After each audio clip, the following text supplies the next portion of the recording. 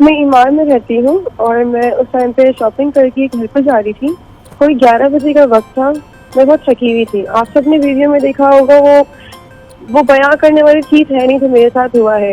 जितने लोगों ने देखा है, जितनी औरतों ने देखा है, जितने मर्दों ने देखा है जो कि गैरतमंद है, उनको पता है ये क्या चीज हुई है मेरे साथ। ये मोहम्मद असलम का बेटा है, जो MPA है, PTI के फॉर्मर रह चुके हैं। उनका बेटा है ये इमरान आबरो, जिसने ये हरकत की है अपने सर्वेंट के साथ। हमने मना भी किया कि आप अंदर मत आओ, लेकिन ये नशे में थे, ये नशे में घुस के इन्होंने हरकतें ये की हैं। मैं वहाँ रहती हूँ, वहाँ की रिहायशी हूँ, ये नहीं रहते। इनको वहाँ से निकाल के दिया गया है क्योंकि इस तरह की चीज़ें टॉयलेट नहीं कर सकता अपने वहाँ पर। उसके बाद जब मेरे पापा आए, मैंने पापा को बुलाया अपने नीचे। मेरे पापा किसी काम से बाहर गए हुए थे। ऑब्वियसली वर्किंग मैन है, इनकी तरह घूमते फिरते तो नहीं रहते ना, और तो कुछ फिरते तो रहते नहीं है, उनको काम होते हैं। वो अपने काम से थे। मैंने उनको बुलाया कि पापा मेरे साथ ये हादसा पेश आया, आप जल्दी आ जाओ। वो अकेले आए और फिर इनके बंदे जमा हुए हुए थे इमारत के नीचे अपना गार्डन एरिया में। 25 से 30 लड़के थे, पता नहीं कहाँ से बुलाए थे मुझे। पूरी गुंडागर्दी मचाई हुई थी। फिर उसके बाद जब मेरे पापा आते हैं तो उनको मारते हैं और आधे घंटे बाद कोई पिस्टल निकालते हैं ये लोग, फिर पापा को तानते हैं।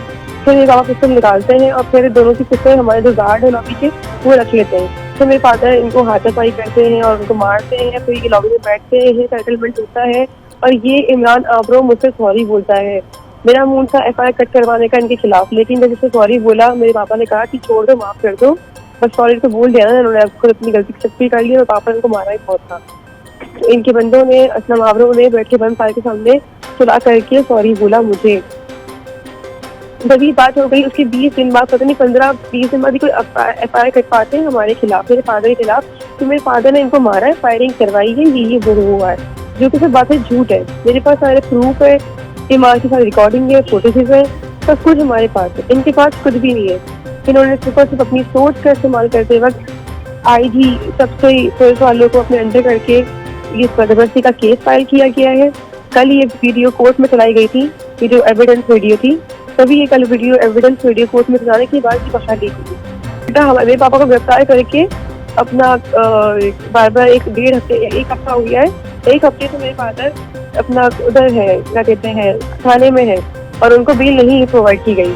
मेरे फादर के पास बहुत अच्छे एडवोकेट है, पाकिस्तान की बहुत फाइनेस्ट एडवोकेट है, बट मेरे फादर को बिल्कुल भी बेल प्रोवाइड नहीं की गई। मैं सिर्फ ये बोलना चाहती हूँ, मुझे ये बताया जाए कि मैं जिस कंट्री पाकिस्तान में रहती हूँ कि यहाँ पे औरतों की सुकून के लिए, फैसिलिटी के लिए जो लॉ बने हुए हैं वो गुंडागर्दियों पे चलेंगे।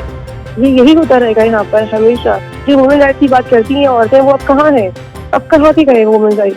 क्योंकि ये MPA है, इनके खिलाफ हम कोई कार्रवाई नहीं कर सकते। इनके पास पावर है, ये सोच यूज कर रहे हैं अपनी ना चाहते हुए। तो हम जंगल में रह रहे हैं, हम हैं कहाँ अभी? मुझे इंसाफ चाहिए, दैट्स इट, मुझे और कुछ नहीं चाहिए।